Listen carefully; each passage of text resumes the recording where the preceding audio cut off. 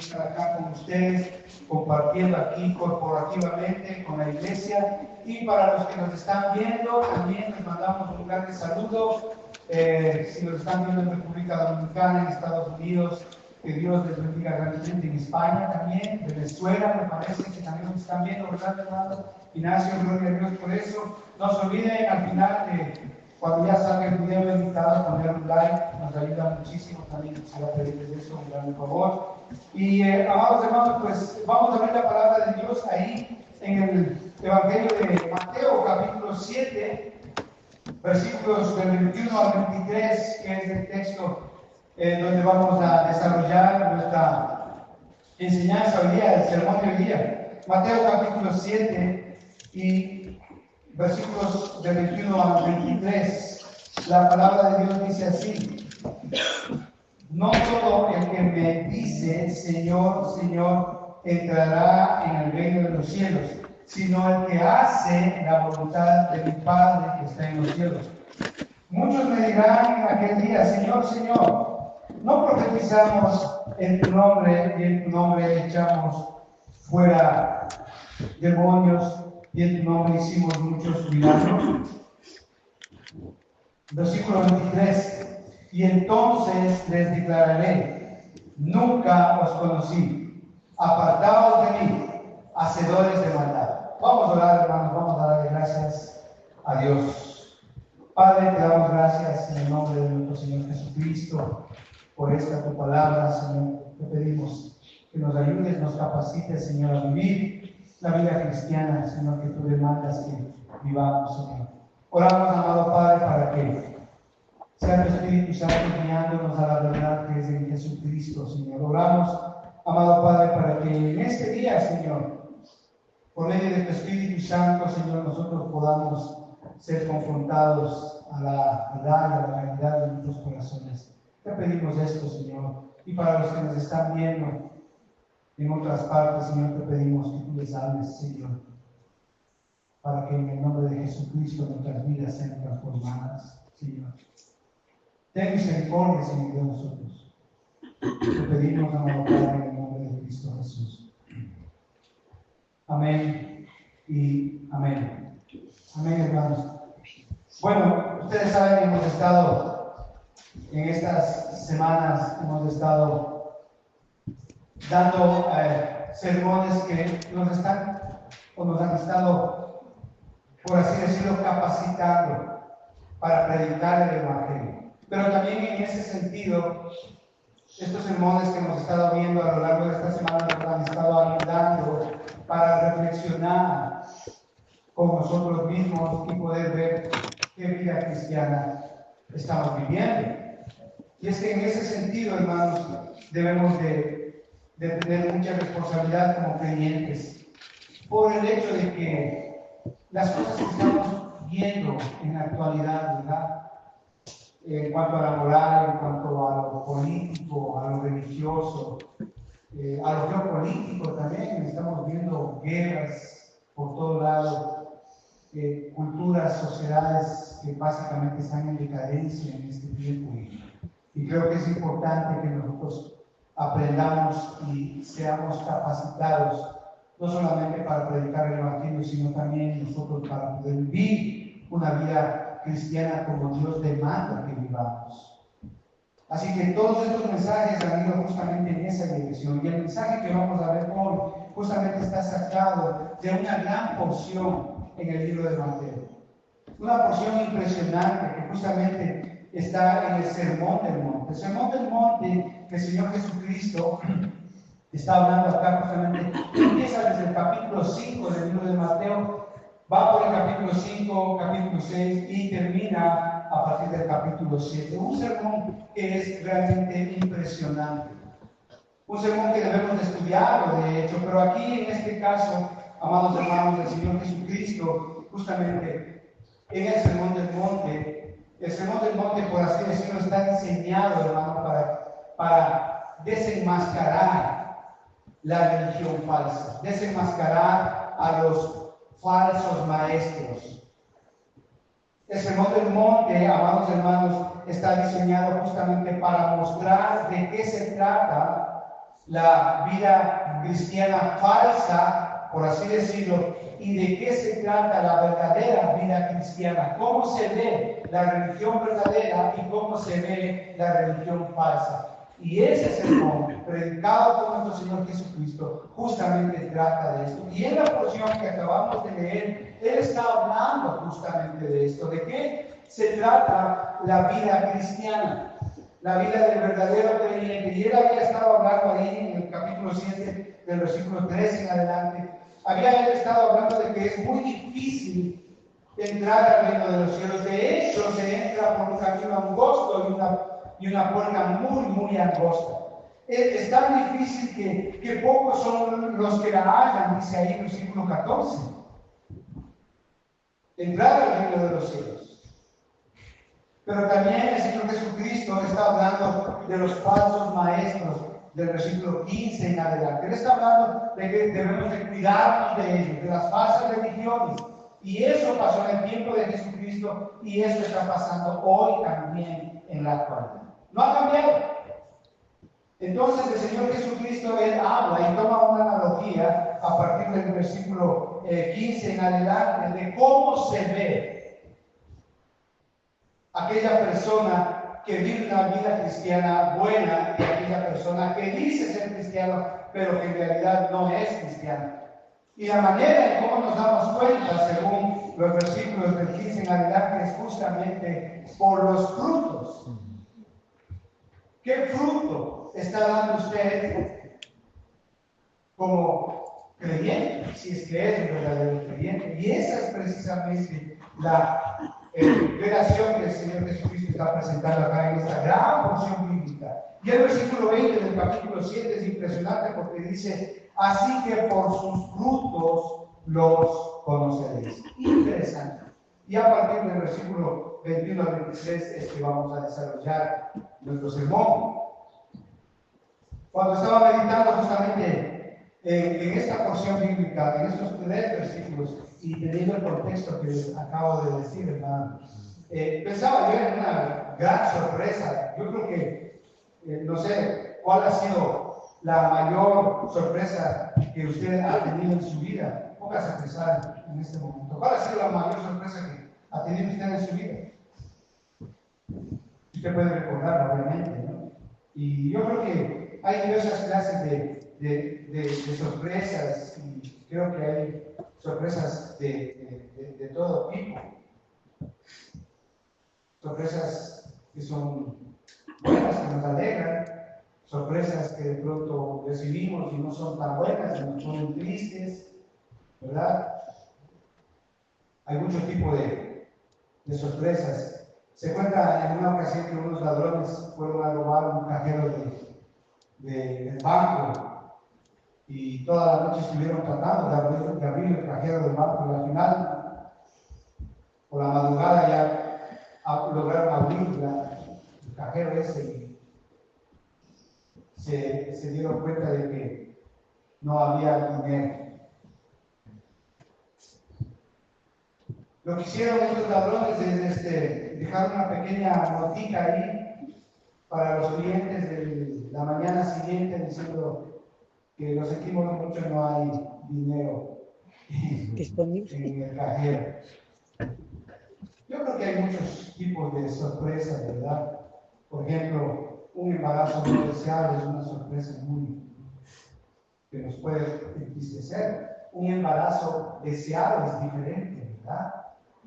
A veces también es una sorpresa muy grata, por ejemplo, cuando nos encontramos con alguien que queríamos mucho y de repente, sin pensarlo, ¿verdad?, nos encontramos en la calle con esa persona. Es una sorpresa agradable. Pero también resulta que a veces, sin pensarlo, por ahí pasa la persona que vos nunca quieres ver, nunca quisiste ver. Y claro, son sorpresas así que causan, ¿no? Hay sorpresas que son tristes, ¿verdad?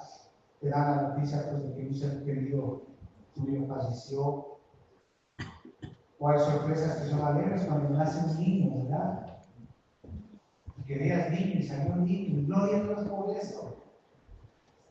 Entonces hay muchos tipos de sorpresas. Eso en el mundo secular.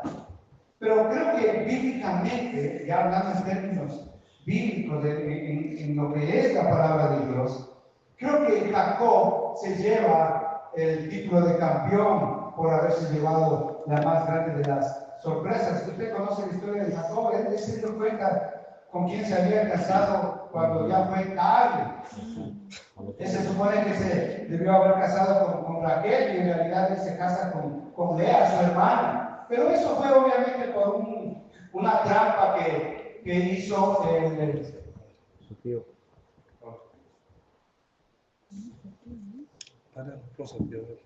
Que hizo su padre, ¿verdad? Pero bueno, esa fue la más grande de las sorpresas que tuvo este hombre, ¿sí? Jacob. Y déjame decirle, y hablando bíblicamente, ya que estamos hablando de la Biblia, hay muchos tipos de sorpresas. Y ninguna, creo yo, más grande de las sorpresas que puede haber es aquellos que dicen ser cristianos y que al final serán reprobados. Esa sí será una sorpresa realmente enorme. Dice ahí el versículo 23, el Señor va a declarar eso: nunca os conocí apartados de mí, hacedores de maldad. Versículo 23.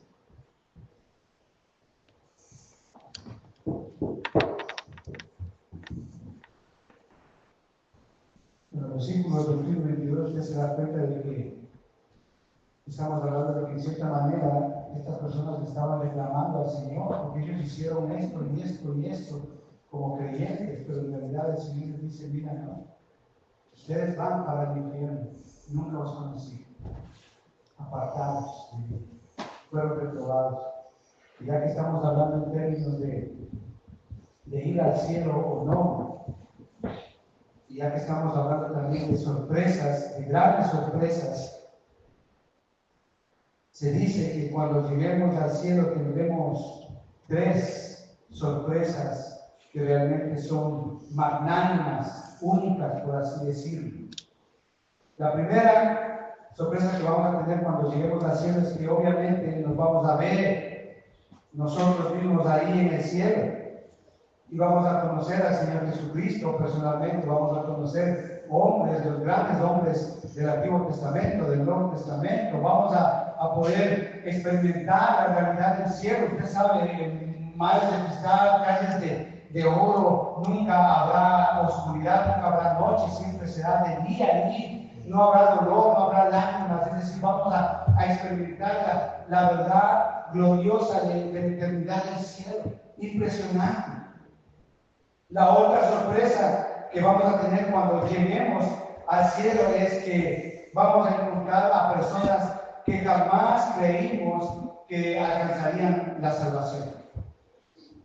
Usted sabe, estoy hablando de aquellas personas que siempre se mostraron reacias a escuchar el Evangelio, que siempre se mostraron como duras de corazón, y en determinado momento de su vida ellos pues reconocieron al Señor Jesucristo como su Salvador y en realidad pues fueron salvos.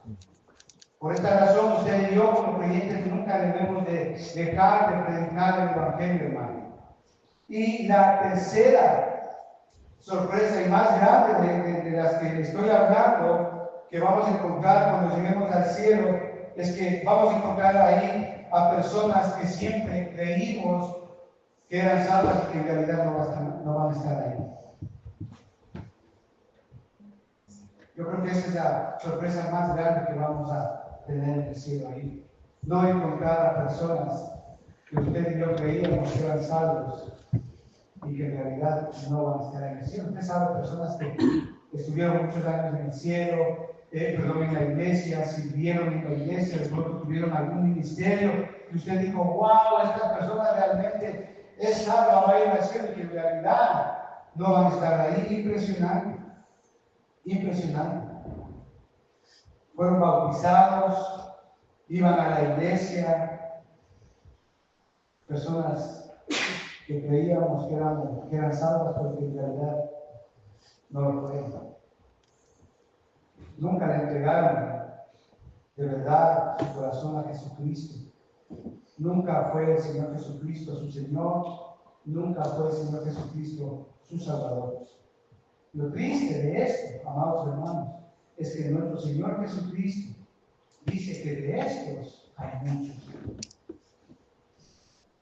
Hay muchos. Entonces, yo quisiera invitarles, amados hermanos, a ver quiénes son estas personas que piensan que son creyentes, que dicen que son cristianos, pero que en realidad no lo son, y que al final van a ser reprobados, y que al final su destino eterno va a ser en el infierno, y que al final su eternidad va a ser llanto y crujir de dientes. Veamos quiénes son. Versículo 21, como primer punto, y si usted quiere poner un título a este mensaje, nunca os conocí. Si usted quiere poner un título a este mensaje, y como primer punto veamos quiénes son. Versículo 21. Dice así: no todo el que me dice Señor, Señor, entrará en el reino de los cielos, sino el que hace la voluntad de mi Padre que está en los cielos. Veamos quiénes son. Usted sabe, usted entiende, se trata de aquellos que toda la vida se han llamado cristianos. Se trata de que son personas que toda la vida han llamado al Señor Jesucristo Señor, pero solamente de labios y no de corazón. ¿Nota usted aquí que el Señor Jesucristo hace un pequeño sarcasmo y Él les dice: ¿por qué me llaman Señor, Señor? La repetición es para hacer énfasis en la devoción, en el respeto, en la reverencia, en la consagración, en la fidelidad, aspectos que se supone debe de tener el siervo hacia su Señor, pero que en realidad nunca hubo eso, nunca pasó eso. ¿Por qué? Porque toda su vida era una falsedad. ¿Por qué? ¿Por qué pasó eso? Porque nunca quisieron hacer lo más importante, lo que dice ahí en el versículo 21. Nunca quisieron hacer la voluntad del Padre. Nunca quisieron obedecer la palabra de Dios, lo que está escrito en su palabra. Hipocresía al máximo de esa gente, de esas personas. Hipocresía comparable a la traición de Judas. Ahí en Marcos, capítulo 14, acompáñenme en Marcos, capítulo 14 y versículo 45.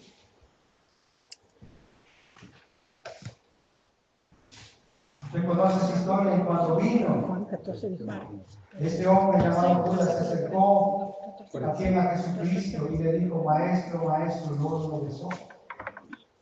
Ese beso tan famoso, ¿no?, de traición. Este hombre había pasado 3 años con el Señor Jesucristo, llamándole Señor, Señor. Sin embargo, fue un hipócrita, vil y consumado, traicionero.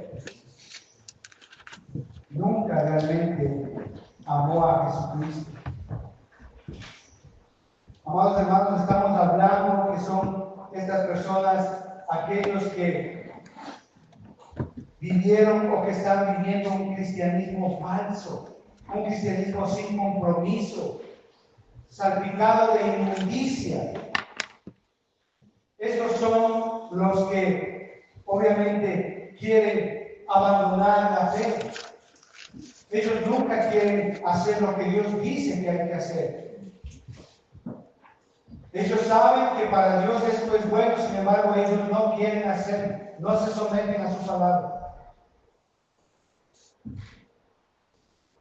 No quieren abandonar lo que le agrada a Dios, lo que le desagrada a Dios, perdón. Quieren hacer justamente el pecado. Son aquellos de doble moral. Son aquellos que el viernes o sábado pueden estar en una discoteca tomando, fumando, bailando, y el día domingo pueden estar en la iglesia fabricando falsa piedad. De esa gente está hablando el Señor Jesucristo. Ellos son así. El Señor Jesucristo es claro en este punto. Los que entrarán en el reino de los cielos no son los que cantan Señor, Señor, no serán los que fueron bautizados, no serán los que son miembros de una iglesia, sino que entrarán al reino de los cielos los que hacen la voluntad del Padre. Ellos. Con esto no quiero decir que venir a la iglesia sea malo, está bien. Venga, el Señor nos llama a congregarnos. Con esto no quiero decir que ser bautizado está mal, ser bautizado es un paso de obediencia, y gloria a Dios por eso. Pero déjenme decirle, el Señor conoce el corazón y la intención con que hacemos las cosas para Él. Ese es el punto aquí. Hacer la voluntad del Padre. La palabra de Dios nos invita, amados hermanos, ya acá a examinarnos a nosotros mismos. ¿En qué estamos fallando? ¿Qué pecado domina tu vida?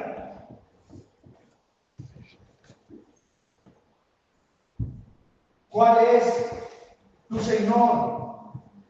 ¿Quién reina realmente en tu corazón? A esa reflexión el Señor nos está llamando. Y la respuesta que tú des a esto debemos ser actuar inmediatamente. O sea, la respuesta a esto es actuar inmediatamente. Si hay un pecado que te está dominando tu vida, si hay otro Señor en tu corazón que no es Jesucristo, entonces actuar inmediatamente. Actuar, hacer inmediatamente. Ir al lado opuesto, actuar inmediatamente. Si me acompaña a Lucas capítulo 13, versículo 27.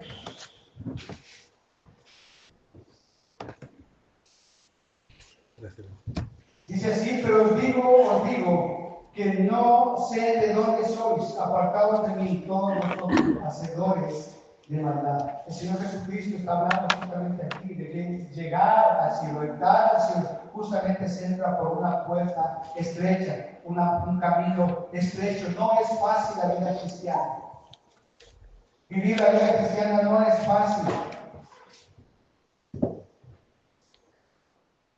Yo creo que nosotros no queremos estar en esa situación. Sin embargo, esa será la más grande tragedia de la vida de muchos que dicen ser creyentes. El llanto y crujir de dientes se quedarán afuera. No podrán entrar al reino de los cielos. Se quedarán afuera. En la versión Dios habla hoy es interesante porque la traduce de esta manera. Entonces vendrá el llanto y la desesperación. Esta frase de la Biblia, especialmente del Nuevo Testamento, el llanto y crujir de dientes, es impresionantemente. Es decir, da la idea de que una persona está totalmente traumatizada por haber escuchado la noticia más terrible, con el más hondo remordimiento de culpa y dolor y desesperanza y frustración, porque ya no hay vuelta atrás. Llanto y crujir de dientes. La pena de la condenación consiste justamente en eso, en la convicción de que su sufrimiento es el resultado de su propia transgresión. Eso significa llanto y crujir de dientes. Y lo que es más, de la dureza de su corazón al no querer reconocer su impiedad. Eso es llanto y crujir de dientes. Y por ende, no querer arrepentirse de su maldad. Eso es llanto y crujir de dientes. Agonía al máximo. Desesperación al máximo. Sabes que los sufrimientos pudieron haberse evitado. Que toda esta pena, producto de la necesidad que usted está escuchando ahorita, es justamente lo que le trajo a ese momento. A un momento donde no hay retorno, donde ya no se puede hacer nada. El Señor en este caso es juez para usted, ya no redentor. Ahora en este tiempo, el Señor puede ser nuestro redentor, pero al final Él será su juez. Y eso justamente es lo que pasará a muchos. Saber que todos estos sufrimientos pudieron haberse evitado y que todo esto es nada más producto de una necedad, justamente que están cosechando lo que han sembrado. Qué triste, hermanos. Eso, de verdad, es dolor. Y a muchos pasará esto. Pero el consejo hoy día es, hermanos, no se arriesguen. No se arriesguen, no confíen que usted tiene demasiado tiempo asistiendo a la iglesia. Eso no le hace salvo a usted. Quizá usted asiste a la iglesia desde niño, eso no le hace salvo a usted. Quizá usted joven, usted puede estar pensando que porque sus padres son creyentes y sus padres asisten a la iglesia, eso le hace salvo a usted como joven. Eso no es así. Ni las obras, ni el dinero, ni las buenas intenciones, ni la iglesia, ni la religión salvan a nadie. Esto es una verdad. La salvación viene por medio de la fe en Jesucristo. ¿Qué implica esto? Implica que usted reconoce su pecado y que para el juicio y la sentencia que hay sobre su pecado hay un solo Salvador. Hay alguien único, suficiente, que puede sacarlo de ahí, salvarlo de esa condición de muerte eterna. Y ese es precisamente Jesucristo. No hay nadie más. Es el único que pagó por su pecado, por mi pecado en la cruz. Y eso lo tenemos por medio de la fe en Él. Él es el único que nos puede salvar de la condenación eterna del infierno. Asegúrese, amado hermano, de creer en el Señor Jesucristo verdaderamente, de hacer la voluntad del Padre, de lo que dice aquí en la palabra de Dios. Solo por medio de Él podemos hacer la voluntad del Padre. Ese es el punto en este caso. Pero déjeme decirle, habrá muchos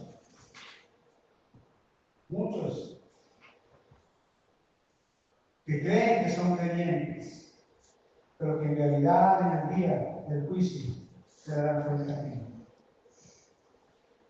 Y van a ser reprobados por Dios. Y el Señor está diciendo: nunca os conocí. Amado hermano, reflexione su vida cristiana. Reflexione cómo está viviendo usted su vida. Por favor, si usted está en pecado, vuélvase de ese pecado. Haga la voluntad del Padre. Si hay un deleite en algún pecado, pídale perdón a Dios. Arrodíllese delante de Él. Pídale al Señor que Él le capacite, le fortalezca. Si usted tiene alguna pena, un dolor grande en su vida, vaya a Él. Él nos da descanso, Él nos da paz. Pero habrá muchos de esos que se creían creyentes, pero en el día final el Señor va a reprobar su vida.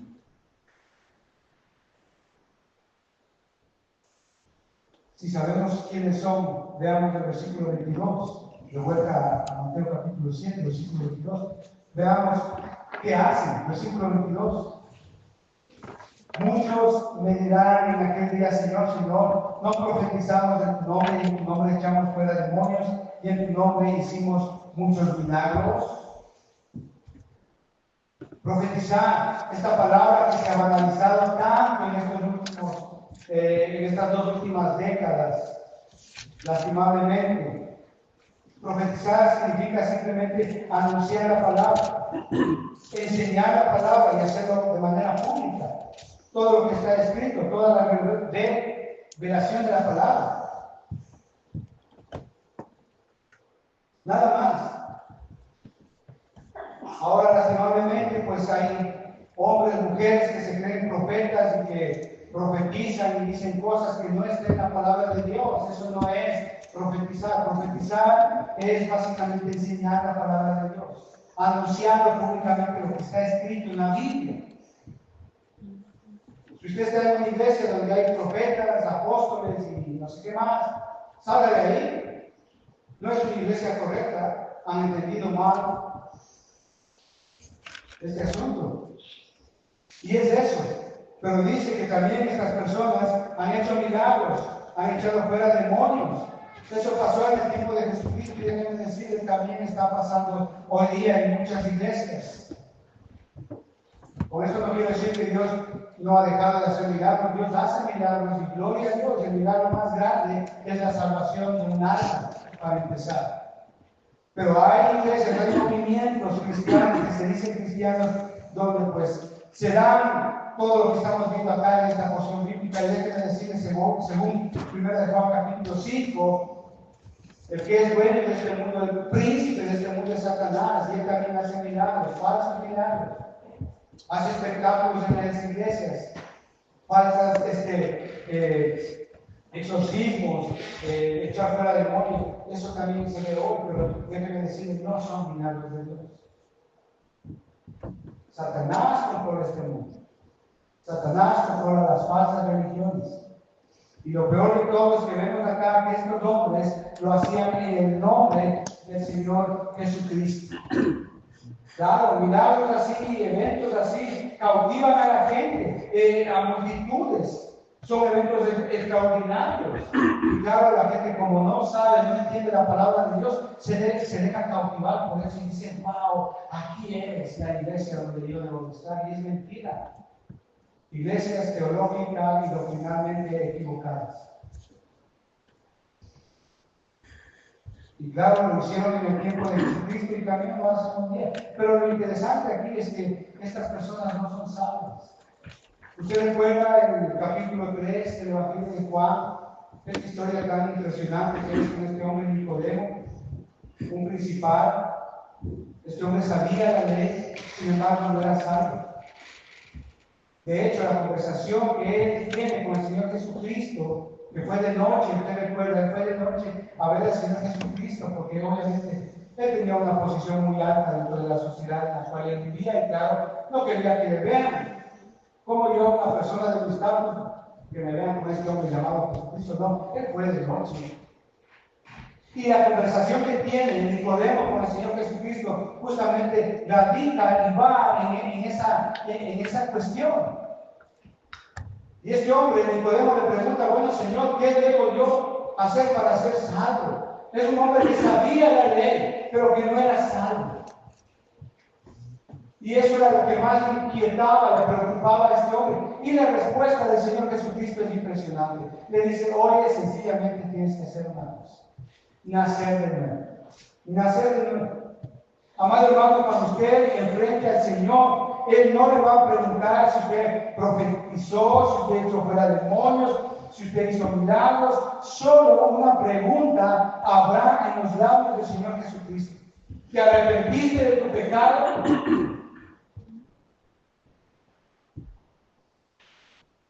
¿Te arrepentiste genuinamente de tus pecados?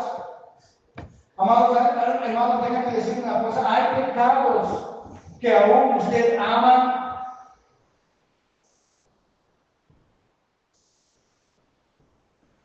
Hay cosas que a veces se esconden y pensamos que Dios no se da cuenta. Pero Dios lo conoce todo. Y lo cierto es que nos engañamos a nosotros mismos.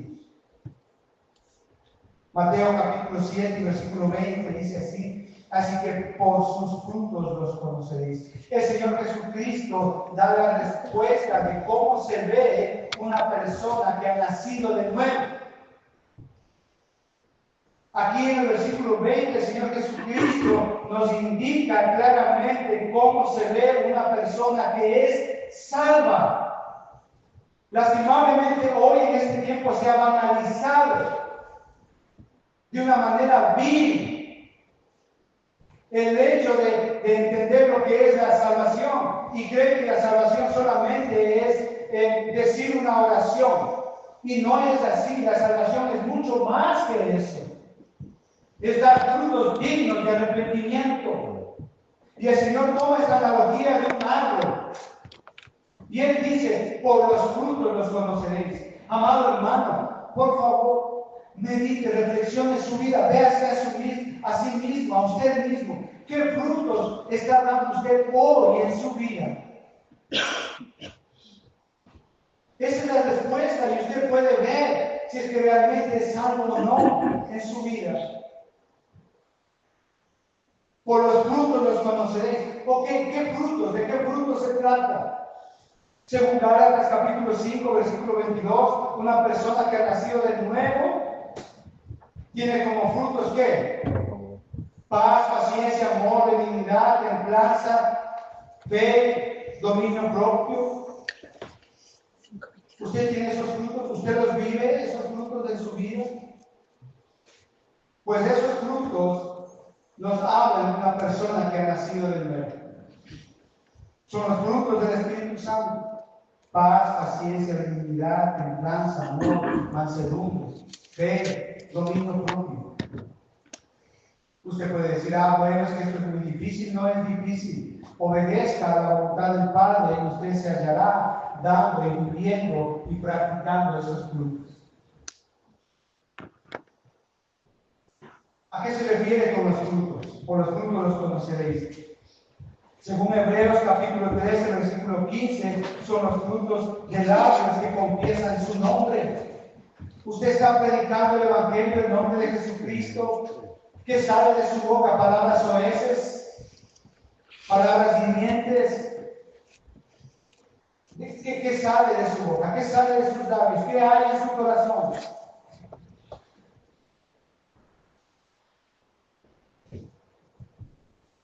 Las palabras de una persona que verdaderamente ha sido salva o que es salva confiesan su nombre, donde esté, con quien esté. No se avergüenza del Señor Jesucristo. Él dice, yo soy cristiano. Yo me someto a Él. ¿Cuáles son los frutos que habla aquí de una persona que realmente ha nacido de nuevo, que es salva? Según Romanos capítulo 6 y versículo 22. Son frutos de vida santa. Me alejo del pecado. Sé lo que Dios llama a lo malo malo y a lo bueno bueno. Entonces, si es malo, me alejo del pecado. Me alejo de la fornicación, del adulterio, de la pornografía, de la mentira, del chisme, de redes sociales, de todas esas basuras que estamos abombados todo el tiempo. Me alejo. Y vivimos una vida santa que agrada a Dios. ¿De qué frutos está hablando el Señor acá? Según Colosenses capítulo 1 y versículo 10, son frutos de buenas obras.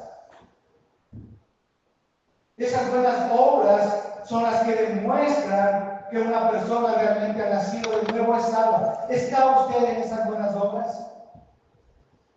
Aquí yo quiero hacer un pequeño paréntesis, hermanos, de indicarles lo siguiente. Miren, hay dos tipos diferentes de obras. Las obras que se hacen sin Cristo y las obras que se hacen en Cristo. Dos cosas totalmente diferentes. Usted puede hacer buenas obras sin conocer a Cristo, y de hecho hay gente que no tiene a Jesucristo como su Señor y Salvador, sin embargo hace buenas obras. Da dinero a los pobres, cuida a la gente, no hace mal a nadie, ayuda. Esas son buenas obras, pero déjenme decirle, esas buenas obras sin Cristo, para Dios, son como trapos de inmundicia. No sirven para absolutamente nada. Esas obras a usted no le salvan, porque son suyas. Sin embargo, las buenas obras que hacemos en Cristo es absolutamente diferente. ¿Por qué? Porque no son nuestras obras, son obras que Dios ha preparado de antemano para que andésemos en ellas. No son mías, son de Dios. Y en esas obras de Dios vivo yo. Esas obras son las que son buenas. ¿Por qué? Porque no son para su ego, no son para que le vean que usted es muy bueno. No, esas obras son para glorificar a Dios. Eso es nacer de nuevo. Puede reflexionar usted en su vida. ¿Usted está en estos frutos? ¿Usted está dando estos frutos? Eso es lo que hacen estas personas y al final van a ser reprobados por Dios. Tercer punto, veamos lo que les espera. Versículo 23. Entonces les declararé nunca os conocí. Apartados de mí, hacedores de maldad. Impresionante. ¿Qué les espera? Reprobación de parte del Señor. ¿Qué les espera? Realmente en el cielo. Nunca os conocí. El Señor les dice claramente, no les conozco, no son nadie para mí. ¿Quiénes son ustedes? Muchos que se dicen creyentes o cristianos aparentan vivir una vida cristiana que realmente no la tienen. Es importante, hermanos, aquí entender justamente el nuevo nacimiento. Nicodemo lo entendió. Si usted leyó el Evangelio de Juan, capítulo 3, ¿qué hizo Nicodemo al final? Gloria a Dios por eso. Si no ha nacido de nuevo, no podemos entrar al reino de los cielos. Dice el Señor. El pastor Charles Spurgeon, él ilustró esta verdad de nacer de nuevo para poder entrar al cielo. Y lo ilustró de una manera muy sencilla, creo yo, muy particular. Y él dijo así, y quisiera pues compartir con ustedes este ejemplo que él puso para entender qué se necesita y qué implica nacer de nuevo para entrar al cielo. Él dijo, bueno, supongamos que en Estados Unidos hay una ley, y esta ley dice que nadie puede entrar a Estados Unidos a no ser que haya nacido en Estados Unidos, en ese país. Entonces, resulta que un prominente chino vino y pidió entrar a Estados Unidos, pero le dijeron, si usted no nació en Estados Unidos, usted no puede entrar allí. Él les dijo, bueno, yo soy de China, soy un hombre importante, soy un hombre muy importante, muy respetable en China. Sin embargo, pues los señores ahí de migración le dijeron, usted no puede entrar a Estados Unidos, usted no nació en Estados Unidos. No contento con eso, este chinito se va y luego regresa y dice, bueno, me cambié de nombre, ya no soy Chin Song Lee, ahora me llamo Joel Smith. Sin embargo, los señores me dijeron, no, tú no puedes entrar a Estados Unidos, no naciste en Estados Unidos. No contento con eso, este chinito fue y se cambió de ropa totalmente, se quitó sus ropas tradicionales chinas, se puso una peluca de rubia, se puso una camiseta de esas vaqueras, un pantalón levis, botas, y luego dijo, mira, me parezco a ustedes, puedo entrar, les dijo, no puedes entrar porque tú no naciste en Estados Unidos. Una ley así parece arbitraria, pero la ley de Dios, déjeme decirle, es invariable. Nunca va a cambiar. Si usted no ha nacido de nuevo, usted no va a poder entrar al reino de los cielos.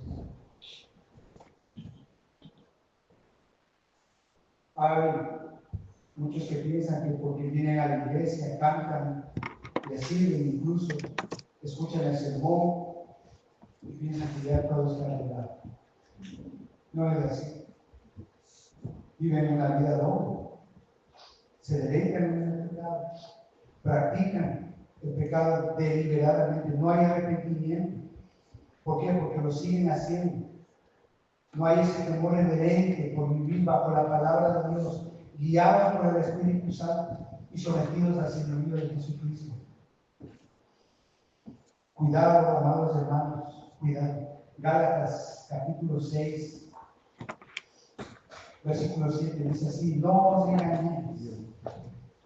Dios no puede ser burlado, pues todo lo que el hombre sembrare, eso también cosechará. Amados hermanos, es mejor asegurarse de que usted sea un verdadero creyente hoy. Hoy usted puede ir delante del Señor y pedirle perdón al Señor y cambiar su vida verdaderamente, alejarse del pecado, hacer la voluntad del Padre, como dice él. Hoy es tiempo. ¿Por qué les digo esto? Porque hoy el Señor Jesucristo es nuestro Redentor. Pero cuando estemos en la presencia de Él va a ser nuestro juez. Y ya va a ser muy tarde para eso. Amados hermanos, la vida cristiana no es fácil, es lo más difícil que puede haber. Pero existe esa vida cristiana, existe ese camino, es estrecho, es tan estrecho que al cielo entramos de a uno por uno, no por multitudes, como dicen estas denominaciones carismáticas y pentecostales, no. El camino es estrecho, la puerta es angosta, no entran multitudes, entramos de a un hijo. Es difícil, hermanos. Examine su vida, deje su pecado. Examine si usted realmente está dando esos frutos de salvación, esos frutos de haber nacido de nuevo. Miren, usted y yo no tenemos la vida comprada, por así decirlo, no sabemos lo que va a pasar mañana. Pero si usted no se arrepiente hoy, mañana puede ser muy tarde. No juegue a ser cristiano, no juegue a la iglesia. Viva una vida cristiana como se merece, digna de Dios, para Él, viviendo en sus obras, no en las obras suyas, en las obras de Dios. George Whitefield, no sé si han escuchado hablar de él, nació en 1714, murió en 1770. Uno de los fundadores de la iglesia metodista, impresionante él, predicó más de 3,000 sermones sobre os es necesario nacer de nuevo. En una ocasión un amigo le preguntó, le dijo, oye John, ¿por qué predicas tanto de este texto? Y la respuesta de John Whitfield fue muy sencilla, porque es necesario nacer de nuevo. Es necesario nacer de nuevo. Este hombre, John Whitfield, él predicó este sermón, este mensaje por donde él iba, a todas partes, en América del Norte, Escocia, Gales, en las Islas Bermudas, en todo lado él predicó este sermón. Es necesario nacer de nuevo. Amado hermano, si usted no ha nacido de nuevo, usted no va a poder entrar al reino de los cielos. Asegúrese de que usted está dando frutos dignos de arrepentimiento, frutos del Espíritu Santo. Frutos de labios que confiesan su nombre, frutos de una vida santa, frutos de buenas obras.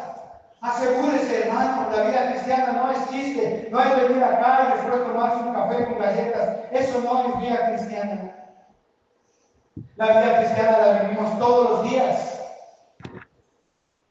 Desde que abren nuestros ojos. Y este señor George Whitfield, impresionante, él incluso predicó este sermón a un grupo de mujeres aristócratas.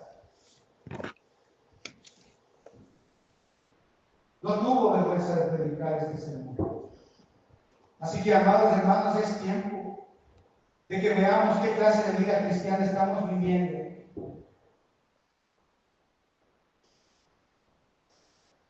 Y los que nos están viendo, que capacitemos qué clase de vida estamos viviendo.